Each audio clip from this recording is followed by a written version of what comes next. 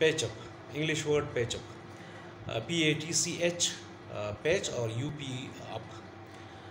اس وقت گوگل کے اندر بہت زیادہ سرچ کیا جا رہا ہے کیونکہ زرداری اور مسٹر ملک ریاض کے درمیان جو کنورسیشن لیک ہوئی ہے، جو آڈیو کال لیک ہوئی ہے، اس میں پیچ اپ کا ظاہر استعمال کیا گیا تھا۔ تو اس تناظر میں بہت زیادہ اس لفظ کو سرچ کیا جا رہا ہے۔ میں پشتو میں، اردو میں اور ہندی میں آپ کو بتاتا ہوں کہ اس کا مطلب کیا ہے اور کس کنٹیکسٹ میں یہ استعمال ہوتا ہے۔ یہ کنٹیکسچول یوزز آف دا پیچ اپ۔ پیچ اپ ایکچولی بریک اپ کا متضاد ہے، اینٹنم ہے بریک اپ کا۔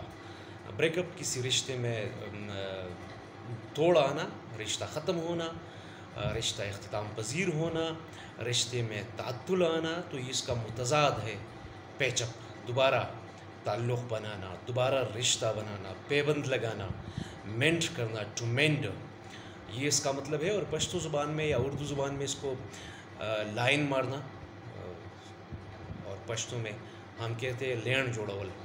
دا لفظ اس دا وقت گوگل کی ډیر زیات سرچ کیږي پیچ اپ، ځکه چې د ملک ریاض او د زرداری ترمنځ په خبرو کې کم کنورسیشن چې لیک شوی دی، آډیو کال لیک شوی دی، نو هغه کې د پیچ اپ استعمال شوی. پیچ اپ اصل کې پیوند لګولو ته وایي. پیچ اپ لفظ چې کوم دی نو دا دوباره تعلق جوړولو ته وایي، او دا متضاد دی د بریک اپ. کله چې په یو تعلق کې، په یو رومانټیک تعلق کې یا ادروایز بل تعلق کې هغه کې کله تعطل راشي یا خلل راشي یا تناو راشي یا توړ راشي، نو دغه وخت کې موږ وایو چې بریک اپ وشو. او بیا دوباره جوړېدل، دوباره منډ کېدل، دوباره پکې کې پیوند لګول، دغې دپاره موږ ویلی شو چې پیچ اپ.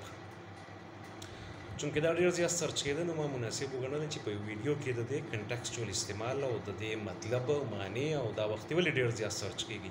پاکستان کې او په پښتنو کې دا مسله شته، دا عادت شته چې کوم څیز په سوشل میډیا راشي دا ښه خبره ده، نو د هغې متعلق سرچز ډېر زیات سیوا کوي.